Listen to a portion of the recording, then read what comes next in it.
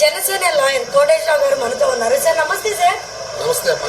Sir చెప్పండి, అసలు దళితుల రోడ్డు మీద ముగ్గురిని 3rd డిగ్రీ ఇచ్చారు పోలీసులు జనాల్లో. దీన్ని మీరు ఎలా ఖండిస్తున్నారు? అసలు ఎందుకు ఇచ్చారు? ఎందుకు ఆ సంఘటన జరగాల్సి వచ్చింది? ముందుగా టీవీ20 ప్రేక్షకులకి, యాజమాన్యానికి నా యొక్క శుభాకాంక్షలు. ఇప్పుడు మీరు దళితులు అనే మాట వాడుతున్నారు. యాక్చువల్గా నేరం జరిగితే నేరం చేసిన వాళ్ళని దళితుల, కమ్మ, కాప, లేదా ముస్లిమా, మతము, కులం అనేది ఉండదమ్మా నేరానికి.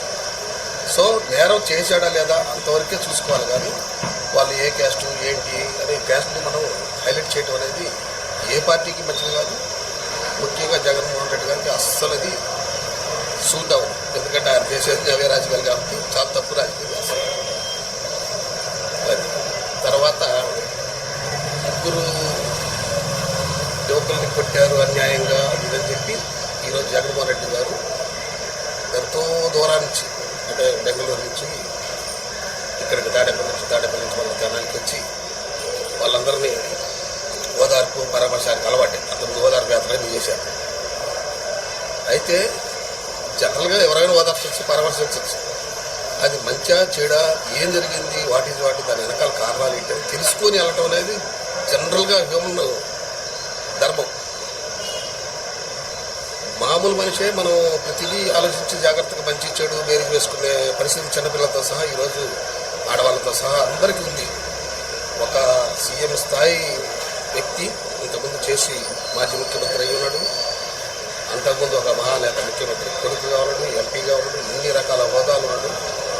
ఆయనకి చిన్న విషయం ఎందుకు అర్థం కావట్లేదు అనేది ప్రజలందరూ చర్చించుకుంటున్నారు. ప్రజలు చర్చించుకునే విధంగా మనం పిచ్చిపోటు చేయకూడదు అనేది మా ఉద్దేశం. ఈరోజు జగన్మోహన్ రెడ్డి గారు తెనాలి రావడానికి అదొక ముఖ్యమైన ప్రజలు అసహ్యంగా చర్చ అనేది జరగడానికి కారణమైందని నేను అనుకుంటున్నాను. లేకపోతే అసలు విషయానికి వస్తే దాంట్లో మనకి అందరూ తెలిసిన సమాచారం ప్రకారం ఆ ముగ్గురు గతంలో రౌడీ షీటర్లుగా ఉన్నారు. ప్రతి ఒక్కరి మీద కేసులు ఉన్నాయి. 2018 నుంచి కేసులు ఉన్నాయి. ఆ కేసులు అన్నింటిలో ఉన్నాయి. రీసెంట్గా ఒక వీడియో పెట్టారు. ఒక యువకుడిని ముగ్గురు కలిసి బకెట్లు తీసుకొని కర్ర తీసుకొని కొట్టడం అన్ని చేస్తున్నారు. సో ఈ రకం చేసే వాళ్ళు జనరల్గా మనందరం ఏమనుకుంటామంటే నేరస్తులు కాబట్టి శిక్ష పడాల్సిందని అనుకుంటాము. తప్పులేదు. సరే, శిక్ష పడేదానికి విధానానికి ఒక ప్రొసీజర్ అనేది ఉంది, న్యాయ వ్యవస్థ ఉంది, చట్టం అనేదానికి ఇది ఉంది.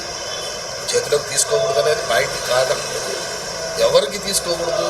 ఒక మంచి వ్యక్తిని అనవసరంగా వేసుకొచ్చి అన్యాయంగా రోడ్డు మీద పెట్టి పరువు ప్రతిష్టలు భంగం కలిగించి వాళ్ళని ఇబ్బంది పెడితే వాళ్ళ ఇంట్లో వాళ్ళందరూ కూడా పరువు పోయి మాకు అవమానంగా ఫీల్ అయితే అనుకుని చేసుకోవచ్చు. వీళ్ళ ఉద్దేశం ఏంటంటే నాకు తెలిసిన తరపు పోలీస్ డిపార్ట్మెంట్ వారు కొంత భయం అనేది ఉండాలి పబ్లిక్. ఎవరికి? ప్రజలందరికీ భయం పెట్టాల్సిన అవసరం లేదు.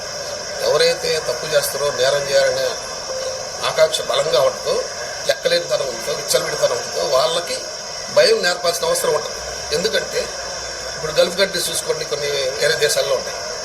చిన్న నేరం చేస్తేనే వాడికి ఉరి శిక్ష చేయటం బహిరంగంగా, లేదా బహిరంగంగా ఏదన్నా ఇది చేయటం, ఓ పార్టీలు తీయటం, లేదా అవన్నీ వీళ్ళు చేస్తుంటారని వింటాం. మరి అదంతా కరెక్టే కదా? ఎందుకు భయపడి మళ్ళీ రెండోవాడు చేయడు? అదన్నమాట విషయం. ఇప్పుడు మీకు చిన్న ఎగ్జాంపుల్ చెప్తాను. యాక్సిడెంట్ కేసులు ఉంటాయి జనరల్గా, నాకు తెలిసిన నాలెడ్జ్ ప్రకారం. యాక్సిడెంట్ కేసుల్లో మీరు యాక్సిడెంట్లు జరగడానికి, యాక్సిడెంట్ అరికట్టడానికి ఒక చిన్న ఎగ్జాంపుల్ చెప్తాను. యాక్సిడెంట్లు జరిగేటప్పుడు 100 రూపాయలు పెనాల్టీ వేశాడు న్యాయ వ్యవస్థ కానీ ఎవరైనా ప్రొసీజర్ ప్రకారం. యాక్సిడెంట్లు బాగా జరుగుతున్నాయి. ఒక ఆయన ఏం చేశాడంటే దాన్ని అమెండ్మెంట్ చేస్తూ ₹1,00,000 వేశారు పెనాల్టీ. యాక్సిడెంట్ చేస్తే ₹1,00,000 పెనాల్టీ. ఆటోమేటిక్ యాక్సిడెంట్లు అన్నీ తగ్గిపోయినాయి, చాలా తగ్గిపోయినాయి. అసలు యాక్సిడెంట్లు జరగట్లేదు. ఎందుకంటే ₹1,00,000 భయం. ప్రజల్లో భయం ఉండాలి. అధికారం అన్నా, లేకపోతే ప్రభుత్వం అన్నా, లేకపోతే ఒక వ్యవస్థకి భయం ఉండాలి. ఆ భయం అనేది కలగజేయడానికి ఉద్దేశంతో పోలీసులు ఈరోజు వాళ్ళకి ఆ ప్రజల్లో బహిరంగంగా వాళ్ళ చర్య తీసుకోవడం జరిగింది. అది కేవలం భయపెట్టడానికి తప్పితే మానవ హక్కుల ఉల్లంఘనో, లేకపోతే ఏదో ఇబ్బంది పెట్టాలనో, లేకపోతే ప్రజల మధ్య భయభ్రాంతులు గురి చేయాలనో ఎంత మాత్రం కాదు. అది thank you so much. Thank you.